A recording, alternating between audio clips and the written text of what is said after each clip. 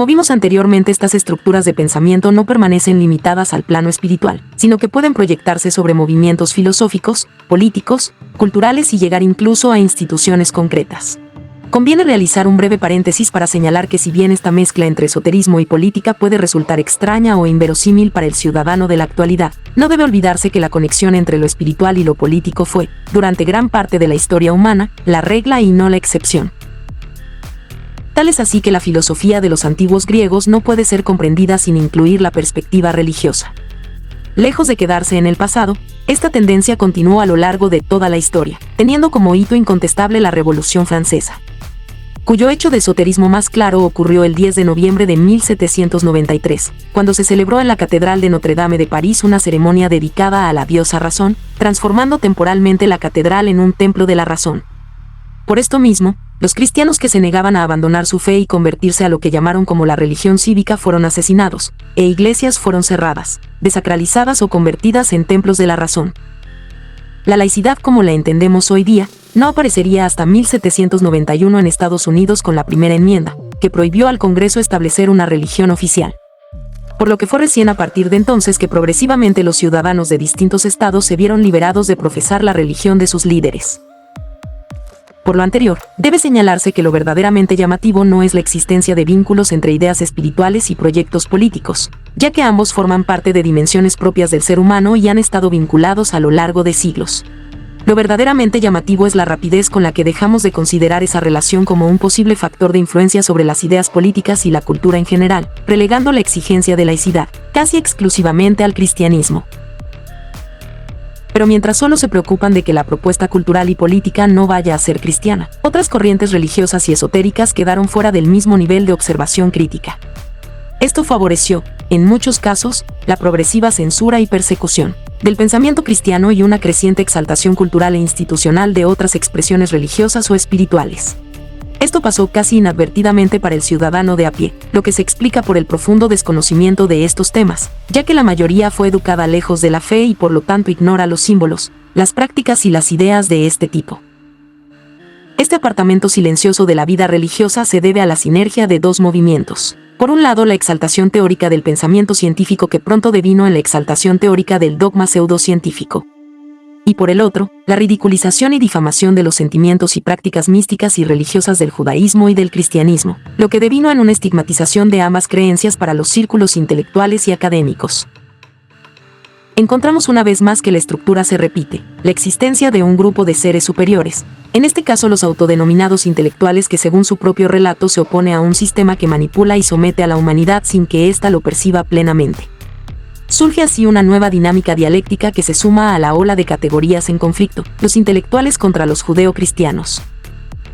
Lo que, como vimos, conduce casi inevitablemente a la voluntad de poder y dominación, ya que quien se considera poseedor exclusivo de la verdad termina viendo natural imponerse sobre quienes considera equivocados, dormidos o moralmente inferiores.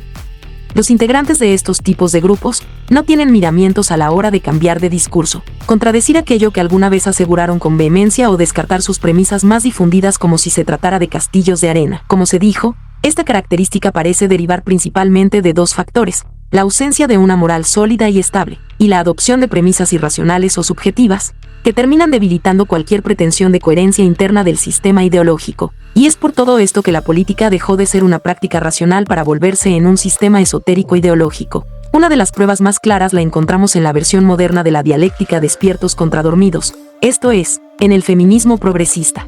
Un grupo de intelectuales que se presenta como libre de toda carga ideológica y de todo prejuicio religioso, para refundar la civilización occidental y acabar para siempre con la desigualdad y los sufrimientos de la humanidad.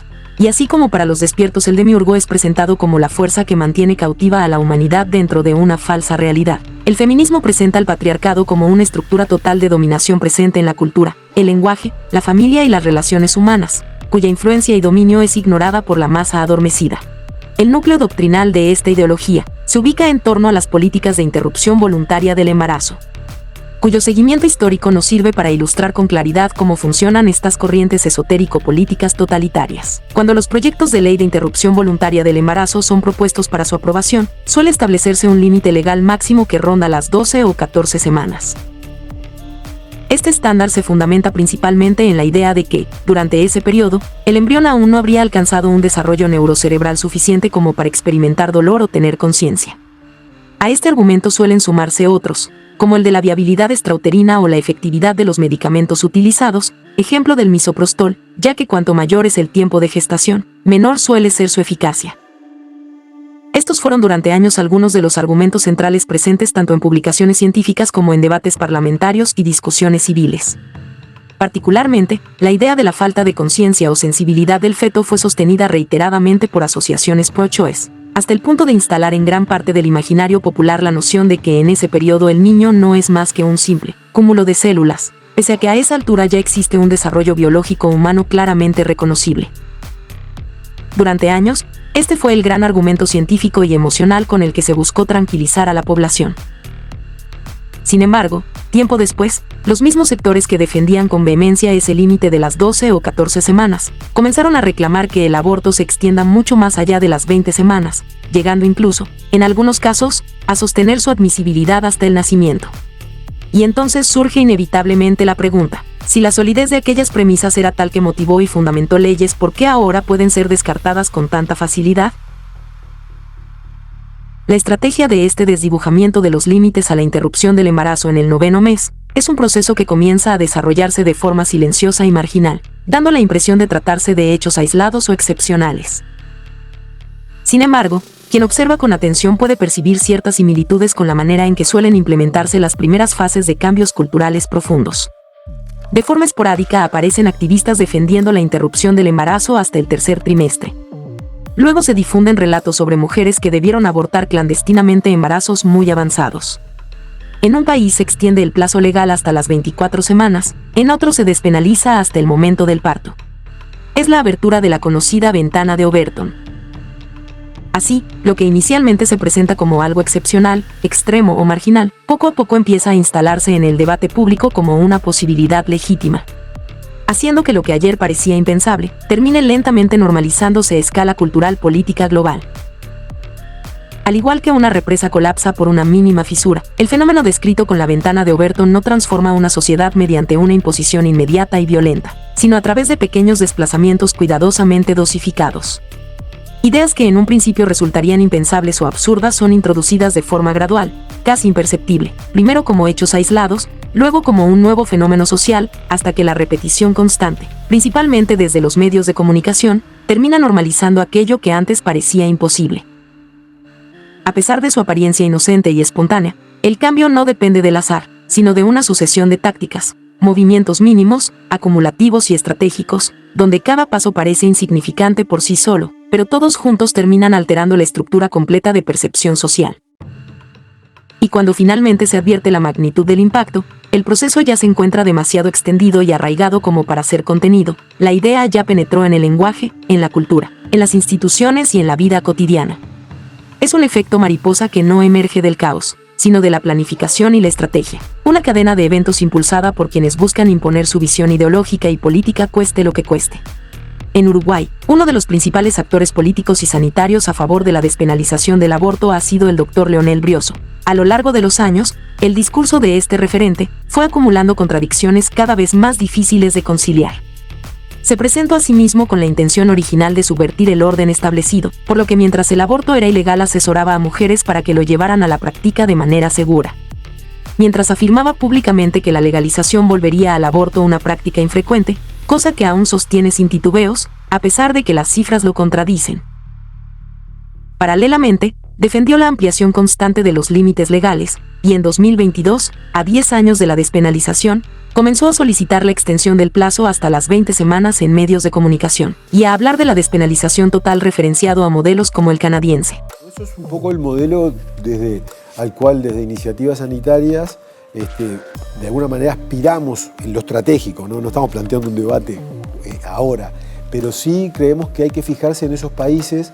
Sobre todo nos interesa mucho la legislación de Canadá, que sacó del Código Penal el tema del delito de aborto y lo gestiona en el ámbito sanitario entre el equipo de salud y la usuaria del sistema. Como si la contradicción interna del sistema de pensamiento que exterioriza Brioso no fuera suficiente, en 2022, Durante una entrevista llegó a definir estas políticas como pro-derechos, pero también pro-vida, mientras simultáneamente descalificaba las posturas contrarias como fundamentalistas, teocráticas o ultraconservadoras.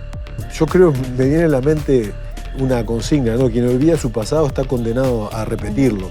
A veces naturalizamos tanto algunas situaciones de dolor y de muerte, ¿no? Porque hubieron muchas mujeres que murieron por esto. Que conviene recordar de dónde venimos, lo que hicimos y sobre todo lo que intenta el libro es sistematizar las experiencias para que otros grupos de uruguayos y uruguayos que se propongan transformar la realidad sepan que en un tema que era prácticamente imposible en aquel momento plantearlo, lo logramos entre todas y todos, ¿no? Con un objetivo común y con una propuesta común. Y olvidarse de lo que era la ignominia que vivíamos, la hipocresía, el miedo que provocaba esta situación en muchísimas mujeres y a nivel social, creo que sería un paso terrible porque nos acercaría a que volvieran a primar razonamientos fundamentalistas, religiosos teocráticos, ¿verdad? O ultraconservadores que plantean que esto es algo malo cuando en realidad es algo muy bueno porque se ha demostrado que es una política pro derechos pero también pro vida. Brioso ya ha advertido al Uruguay de cuál es el siguiente paso, la despenalización total. Tan delirante como la propuesta de despenalización total del aborto defendida por el señor Brioso, resulta que prácticamente ningún gran medio de comunicación ni ámbito legislativo lo haya interpelado seriamente por sostener de manera pública afirmaciones que contradicen los propios datos oficiales del Ministerio de Salud Pública del cual forma parte. En la antigüedad, el sacrificio de niños para obtener el favor de dioses paganos era una práctica común. Quienes buscaban prosperidad, protección o poder ofrecían a sus hijos a cambio del favor de su dios. Siglos más tarde, en los mandamientos dados a Moisés, Dios prohíbe explícitamente este tipo de prácticas y dice en el libro de Deuteronomio: no se ha hallado en ti quien haga pasar a su hijo o a su hija por el fuego. Posteriormente, con la consolidación de la tradición judeocristiana en Occidente, la vida humana comenzó a adquirir un valor absoluto, puesto que el hombre empezó a ser entendido como la imagen y semejanza de Dios. La difusión de esta concepción favoreció progresivamente la protección de los más débiles, promoviendo ideas de dignidad, límite moral y respeto frente al poder. Ideas que hallaron su forma más sólida con la consolidación de los estados liberales en los siglos XVIII y XIX. Hoy, muchos sectores sostienen que penalizar la interrupción del embarazo para proteger al niño por nacer sería volver a épocas oscuras como lo representó con sus dichos el señor Brioso, a la vez que exaltan como un derecho el acabar con la vida hasta los 9 meses. Sin embargo, difícilmente haya existido un periodo más oscuro que aquel en el que la vida de los más indefensos podía ser descartada en favor del progreso, la conveniencia o las creencias dominantes, exactamente como vuelve a ocurrir ahora. Una vez más, se demuestra que la unión entre esoterismo, ideología y poder político nunca desapareció realmente de la vida pública. La creencia en la superioridad de un grupo selecto, moral o intelectualmente iluminado, capaz de imponerse sobre una masa considerada ignorante, continúa vigente en muchos discursos de la polis contemporánea. Las contradicciones permanentes, los cambios de postura y las falsedades repetidas por algunos miembros de la clase política vuelve a demostrar que la racionalidad es irrelevante cuando entra en conflicto con la ideología, y que se esgrime como argumento solo para desacreditar la moral del creyente basada en los mandamientos divinos. Quizás pueda venir por ahí, no, realmente no se puede ser causa-efecto. O quizás pueda igual, perdón que lo sí. corte, pero en el caso de la mayoría sea entre jóvenes de entre 20 y 24 años. Sí. La mayoría se dio en ese periodo de edad. El impacto va más allá de creo que la educación en los centros, en la educación, porque estamos hablando de chicas ya. Claro, pero no es la educación solamente de la persona, sino el acto educativo y cómo repercute, por ejemplo, en las familias, ¿no? Bien. Gran parte de lo que se educa a los niños y niñas repercute en el ámbito familiar también. Mire, a mí lo que me preocupa es la falta de reflexión, la mentira y la hipocresía. Pero la ciencia ya no es la búsqueda honesta de la verdad. A tiempo pasó a convertirse en un simple eslogan utilizado según convenga. Porque en el fondo, nunca importó si el feto es vida humana, o si es viable o peor aún, si siente dolor o no. Por eso, detrás de estos discursos que se presentan como moral e intelectualmente superiores no existe una racionalidad sólida, sino formas de fanatismo ideológico cada vez más dogmáticas y sectarias, no muy distintas de aquellas que históricamente dijeron combatir. Para Para finalizar esta penúltima parte, no quiero dejar de mencionar que existen registros milenarios de que esta batalla se libró mucho antes de las memorias del tiempo. Dios declaró enemigos de su pueblo a Baal y Moloc, prohibiendo expresamente a los hebreos entregar a sus hijos al fuego en rituales de sacrificio. El eco de esta declaración se repetiría a través de toda la Escritura. El combate de Dios contra estas prácticas alcanzó uno de sus momentos más emblemáticos cuando el profeta Elías desafió públicamente a los 450 profetas de Baal y los venció. Como vemos, pueden cambiar los símbolos, los discursos y las formas, pero la estructura se repite: ideologías que exigen obediencia absoluta, que no admiten cuestionamientos, relatos que reemplazan la razón y masas convencidas de entregar lo más valioso en nombre de una causa presentada como moralmente incuestionable. Todo lo cual siempre suele estar en oposición directa a Dios. No saben cuándo. Pero ¿y cómo una quién. interrupción del embarazo, fiscal? Un aborto.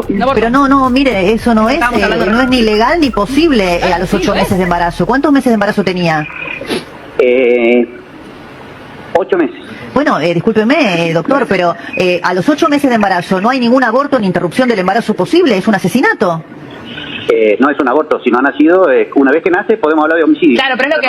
Pero es un bebé de término. Es lo que hablábamos. Sí. ¿De qué aborto me habla? Discúlpeme, no cabe, no sé, desde el punto de vista legal, usted no sé si lo podrá tipificar de un modo u otro, un bebé de término, no es un aborto.